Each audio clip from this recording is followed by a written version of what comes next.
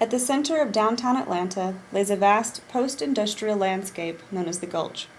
It was once the lifeblood of the city, the nexus of Atlanta's former transportation hub. Today, the tracks and stations that served it have mostly disappeared. Viaducts that were necessary for the continuity of the streetscape now fly above a toxic wasteland of disheveled parking lots below. The modernist notion that physical structures yield patterns of socialization tends to focus our understanding of the city on a series of fixed, rigid spatial frames. The result is that urban design is too often reduced to an examination of the dialectical relationship of object to space, of solid to void. While we neither denounce nor exclude spatial form as an important component of urban design, we assert that the reduction of the discourse to it is an oversimplification, one that is both limiting and problematic.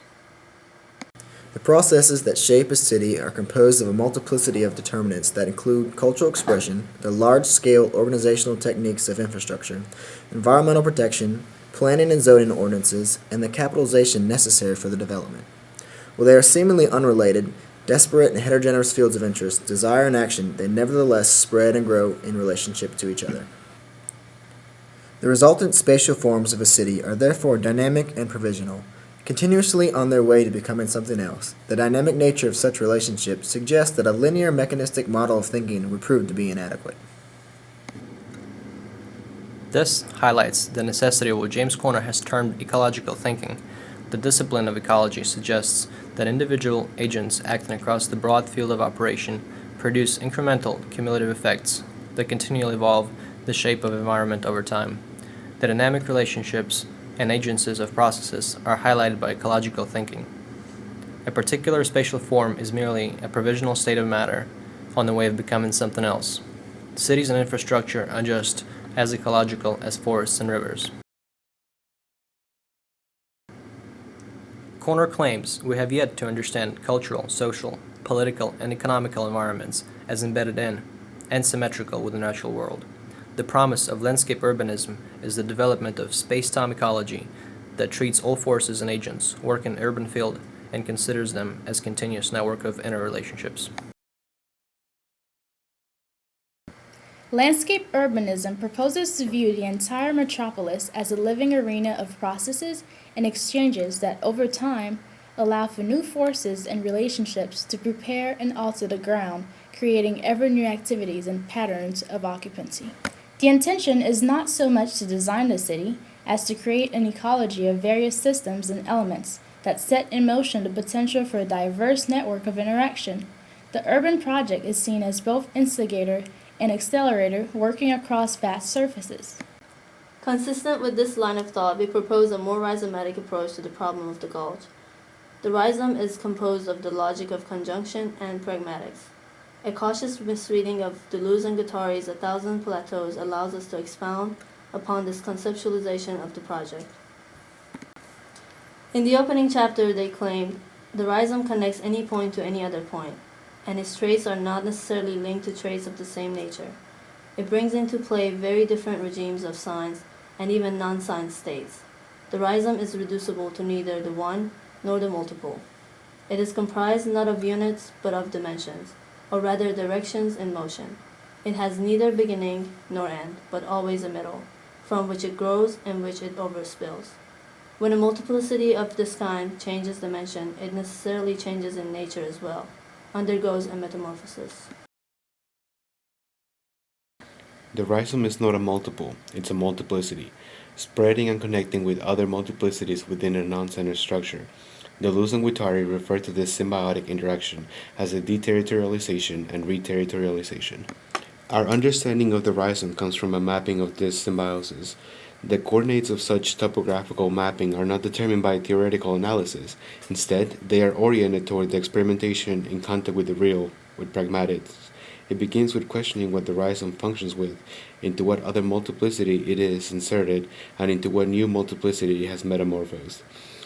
A topography is then produced, constructed from the strata, the lines of movement and intensity of its deterritorialization and reterritorialization. The history of the rhizome, or more accurately, the history of its topographical mapping, is our collective memory. It does not reproduce an unconscious, it constructs the unconscious. Like the losing Guattari's rhizome, the city is not composed of discrete units operating within a discrete set of rules. It is composed of multiplicities spreading and connecting with other multiplicities within a non-centered structure. The multiplicity assumes diverse forms, from ramified surface extensions in all directions to the coalescing of diverse acts, linguistic, perceptive, mimetic, gestural, and cognitive, into bulbs and tubers. Each multiplicity is a unique assemblage of heterogeneity, not a world to be reproduced. Its dynamic nature means that the multiplicity is not made in the sense of a finalized unity. It is always in a state of intermediacy, of flux, of resistance, and change. At any given moment, it is in the middle of the transitioning stage, having only reached a plateau in its metamorphosis. The multiplicity ceaselessly establishes connections between semiotic, material, social, political, and aesthetic flows independently of any recapitulation that may be made of a scientific or theoretical corpus. It is the idea of flows and territories that drives the process of urban formation in this project. The process begins with the identification of a series of discrete territories in and around the site, and the global transportation systems that of necessity flow through it. The area of entertainment to the north of the site encompasses Centennial Olympic Park, CNN Center, Phillips Arena, the Georgia Dome, and the Georgia World Congress Center. Much of the current activity that happens in this area is highly transient and dependent on the events scheduled in these venues. To the east of the Gulch is Underground Atlanta, an urban mall that exists in the undercarriage of the viaducts. A more constant area of entertainment, it does not experience the same amount of pedestrian volume that the larger venues to the west receive on a regular basis. This historic area is the location of the 0 mile marker, the point of convergence of the 3 rail lines that founded the city of Atlanta. The Gulch is bracketed to the north and south by historic and residential neighborhoods. The fairly popular district to the north sits between Centennial Olympic Park and the Peachtree Corridor. This neighborhood stays very active thanks to the myriad of uses and a large student population. South of the Gulch lies the historic Castleberry Hill district, where older warehouse buildings are being converted to residential lofts to accommodate a growing art community. To the west lies the residential neighborhood of Vine City.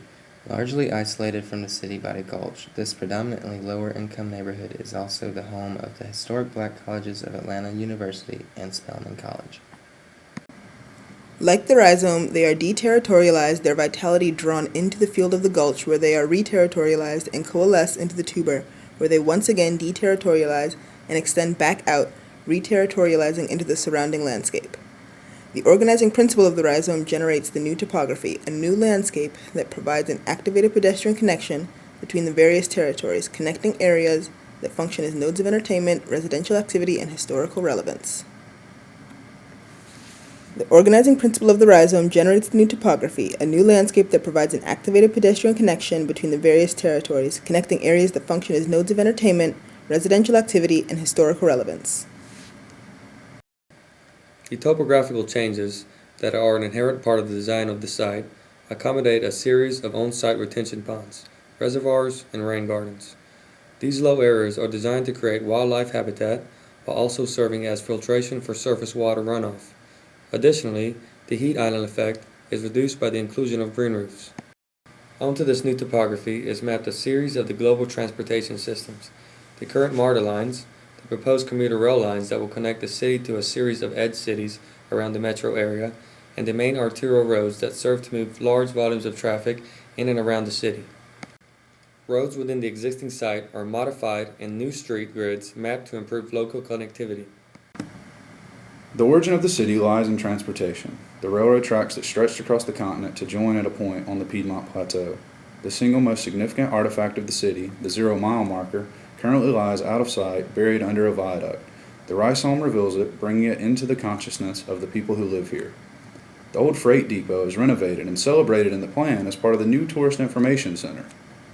This history is celebrated in the rhizome with the inclusion of a History of Transportation Museum and a reveal of the train tracks in key locations.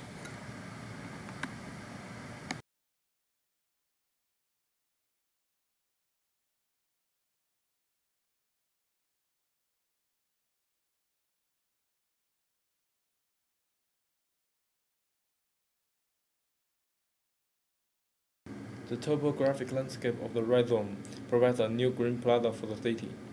The central tuber provides venues for outdoor culture and social activities, including an amphitheater, barbecue patios, multiplex movie theater, interactive water features, open fields, and a restaurant. Just south of the tuber are playing and recreation fields, including a basketball field, soccer field, tennis and basketball courts, and a skate park. Throughout the rhizome, pedestrian paths, jogging trails, and bike paths are also mapped as a means of stimulating alternative means of connectivity. The western rhizome creates a formal connection between the tuber and the Vine City through the introduction of walking trails, leisure, area, and habitats. At its westernmost extension, adjacent to the MARTA station, a new community center for Vine City is introduced, one that includes a playground, a series of public pavilions. The rhizome also introduces community vegetable gardens and an open-air farmers market as a means of encouraging nutritional education and access to quality fresh produce. Castleberry Hill has a burgeoning art community and a vibrant art walk. The Southwest Rhizome allows for the future expansion of this community's activities through the creation of a shallow water feature and public plaza for art fairs and markets. The rhizome provides a substantial increase in residential stock and density through the creation of a new green neighborhood, Villa Verde, in the underground area between Vine City and the Gulch. With retail on the ground floor and residential units above, the building responds to the complex series of overlapping zoning ordinances and their varying FARs. The neighborhood also takes the form of a sustainably responsive city with green roofs and urban gardens as part of a built environment playing a large role in the city's ecological responsiveness. The three mixed-use towers at the center of the rhizome provide a sense of enclosure to the civic space on the tuber, while creating a visual presence on the city's skyline. The doubled Centennial Tower to the north wraps the historic Glen Hotel and makes a gesture towards Centennial Olympic Park through the continuation of greenscape and plaza.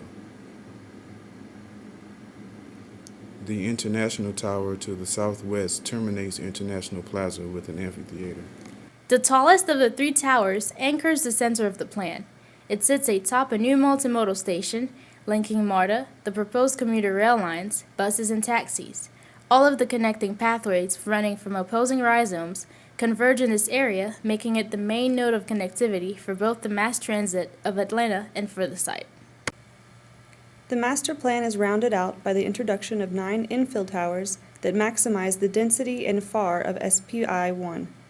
They continue the morphology of the street grid and provide a clear demarcation of the rhizome's edge while maintaining permeability of the street grid.